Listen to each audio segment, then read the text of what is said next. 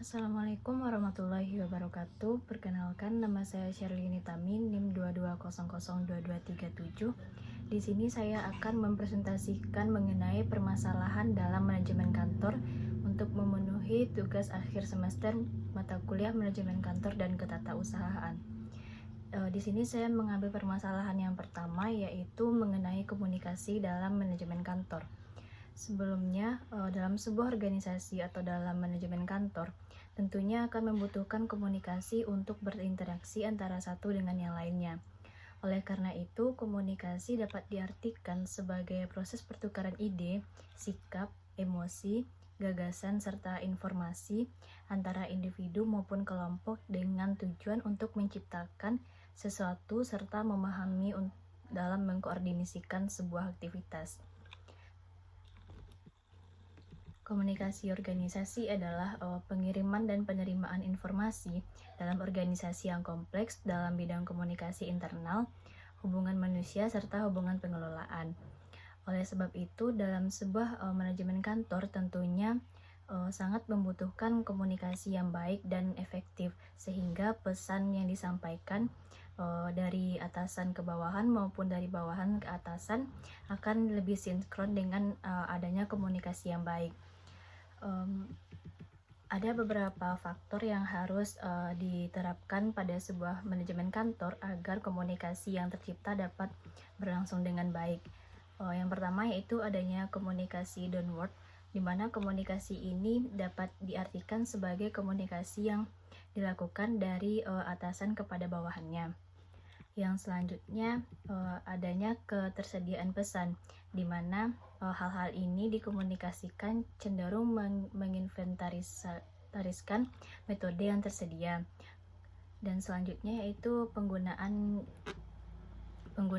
biaya pertimbangan yang cenderung dipilih untuk menyebarluaskan informasi yang bersifat rutin dan tidak mendesak. Selanjutnya itu ada komunikasi upward, di mana komunikasi upward ini yang dilakukan dari bawahan kepada atasannya.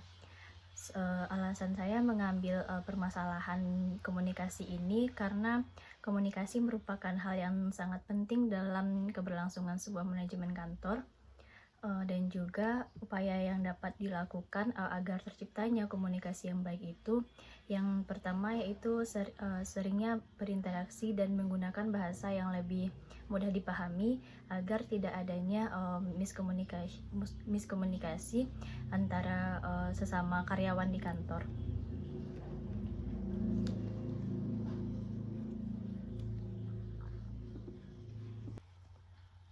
Sedangkan inti dari berjalannya sebuah manajemen kantor atau sebuah organisasi itu terletak pada komunikasinya, di mana sesuatu yang akan kita mulai, baik itu baru pertemuan pertama dan selanjutnya, itu akan membutuhkan komunikasi yang baik untuk dapat melaksanakan pekerjaan dengan baik.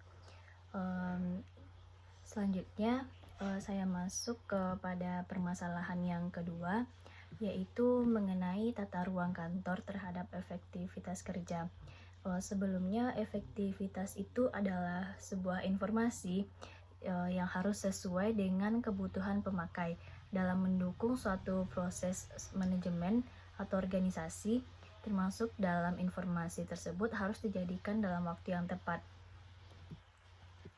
Sedangkan tata ruang pada tempat atau pada manajemen kantor tersebut sangat memiliki dampak untuk kenyamanan serta kemaksimalan bekerja seorang pegawai. Dan tata ruang kantor itu merupakan pengaturan dan penyusunan seluruh mesin, alat perlengkapan kantor, serta perabot kantor pada tempatnya yang tepat, sehingga pegawai dapat bekerja dengan baik, nyaman, leluasa, dan bebas untuk bergerak, sehingga tercapainya efisiensi kerja tata ruang kantor ini. Sebelumnya saya mengambil permasalahan mengenai tata kelola ruang kantor ini karena ruang kantor termasuk hal yang sangat penting untuk diperhatikan dalam sebuah manajemen kantor, karena seluruh karyawan atau seluruh yang ada di dalam organisasi tersebut akan melakukan kegiatan dan pekerjaan dari pagi hingga sore dalam sebuah kantor tersebut. Jika kantor tersebut tidak nyaman atau tidak layak untuk ditempati, bagaimana caranya seorang pegawai tersebut dapat menyelesaikan pekerjaannya? Karena kenyamanan adalah hal yang sangat berpengaruh untuk melaksanakan atau menyelesaikan sebuah pekerjaan. Upaya yang dapat dilakukan untuk menjadikan tata ruang kantor tersebut jauh dari permasalahan manajemen kantor, yaitu dapat dibentuk atau dibuatnya sebuah ruang kantor yang tidak terlalu formal atau yang tidak terlalu kaku, seperti di dalam ruang kantor tersebut adanya kursi-kursi yang tidak harus mempunyai meja dan bisa duduk dengan pemandangan yang lebih terbuka, dan juga dapat dilakukan seperti penambahan untuk bermain atau ruangan khusus untuk karyawan tersebut melakukan kegiatan-kegiatan yang tidak berhubungan dengan pekerjaan, sebagai salah satu hal yang akan menghilangkan stres nantinya. Di sini ruang kantor itu tidak harus berada dalam ruangan, tetapi bisa saja seperti di halaman belakang maupun di halaman depan, sehingga dengan adanya pertukaran pandangan seorang pegawai itu akan lebih meningkatkan kemampuan serta kenyamanan mereka dalam bekerja nantinya. Selanjutnya, menata ruang kantor itu adalah sebuah kebutuhan dari perkantoran modern saat ini. Penata ruang kantor memberikan nilai tambah bagi keberlangsungan efektivitas perusahaan. Tata ruang juga merupakan pengaturan dan penyusunan seluruh mesin kantor, baik itu perlengkapan, meja, lemari, berkas, hingga hal-hal lainnya yang akan mendukung keberlangsungan kinerja pegawai. Permasalahan selanjutnya yaitu saya mengambil mengenai penempatan pegawai terhadap kinerjanya. Dalam sebuah manajemen kantor, pegawai mempunyai peran yang utama dalam setiap kegiatan organisasi, karena pegawai menjadi perencana, pelaku, serta penentu untuk terwujudnya sistem organisasi tersebut, di mana tujuan sebuah manajemen akan lebih mudah dicapai apabila pegawai ditempatkan pada posisi yang sesuai dengan kompetensi dan keterampilannya. Penempatan adalah menempatkan posisi seseorang ke posisi pekerjaan yang tepat. Seberapa baik seorang pegawai tersebut cocok dengan pekerjaannya, maka itu akan mempengaruhi bagaimana kualitasnya dalam bekerja. Ketetapan penempatan pegawai ini tidak hanya diwajibkan pada lingkup organisasi kecil, tetapi juga dapat diterapkan pada manajemen kantor, karena untuk pembagian tugas sebuah manajemen kantor tersebut, tentu seorang pegawai harus berada dengan posisi serta kemampuan yang dimilikinya. Jika posisi dan kemampuannya tidak ada di diri seorang pegawai tersebut, maka mereka akan kesulitan untuk mengerjakan pekerjaan.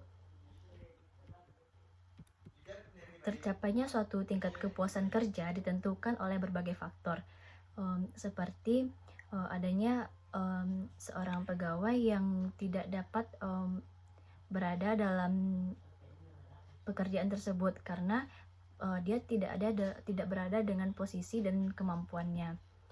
Alasan saya mengambil penempatan kerja ini sebagai permasalahan dalam manajemen kantor karena seperti yang kita lihat, banyaknya seseorang yang berada di posisinya tersebut, di pekerjaan tersebut, tetapi dia tidak ahli dalam mengelolanya.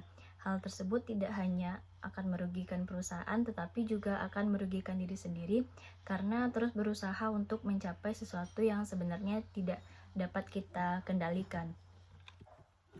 Dan upaya yang harus dilakukan agar terhindar dari permasalahan mengenai penempatan kerja ini, seharusnya pihak manajemen kantor tersebut lebih teliti lagi untuk menetapkan pegawai sesuai dengan bidang serta kemampuannya, sehingga hal yang ditetapkan tersebut akan dapat lebih mudah melakukan pekerjaannya. Dan juga dengan kemudahan tersebut akan menjadikan sebuah manajemen kantor itu dapat mencapai tujuannya dengan sebaik mungkin. Mungkin hanya ini yang dapat saya sampaikan. Terima kasih. Assalamualaikum warahmatullahi wabarakatuh.